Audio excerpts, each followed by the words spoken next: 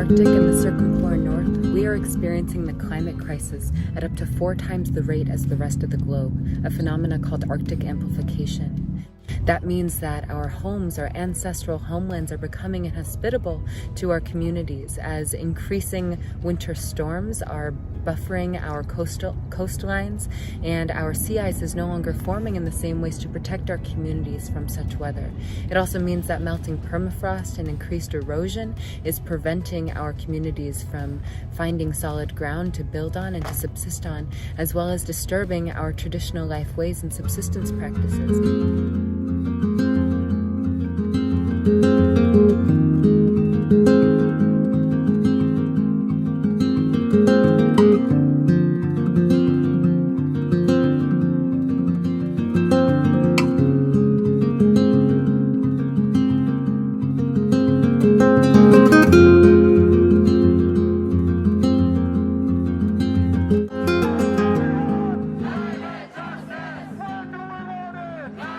It's been a really turbulent last year and a half. This has been a time where we have been reminded of how vulnerable we are. But we have also been reminded of how fast things can change and be turned completely upside down. In some parts of the world, we have experienced what it is like to truly treat an emergency like an emergency and to change social norms. But while all this has happened, of course the climate crisis hasn't disappeared. And we have not disappeared. The concentration of CO2 in the atmosphere hasn't been this high for at least 3 million years. It is clearer than ever that no political party is doing close to enough. But it's even worse than that. Not even their proposed commitments are close to being aligned with what would be needed to fulfill the Paris Agreement. If we want to ensure a safe present and future on planet Earth, we need to be active democratic citizens and go out on the streets like we are doing today.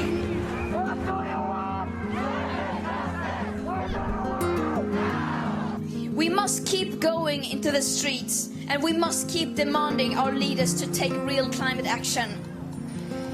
We must never give up. There is no going back now. But we can still turn this around. People are ready for change. We want change. We demand change. And we are the change.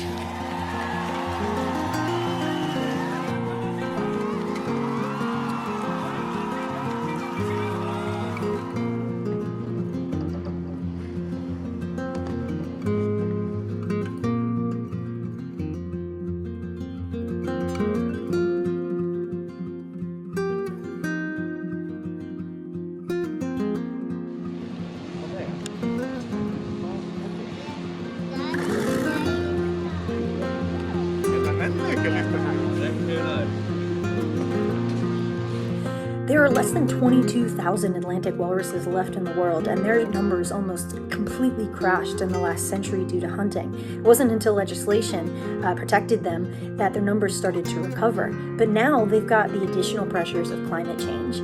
So Arctic species such as walruses, polar bears, and many species of seals rely on sea ice as their habitat. So as sea ice is disappearing due to climate change, they're losing habitat. So we can expect to see more and more of those Arctic species becoming vagrants and becoming displaced from their native habitats and having to explore new range. So we should definitely make sure to keep these animals safe when they seek refuge on our shores, and do whatever we can to avoid harassing or stressing them.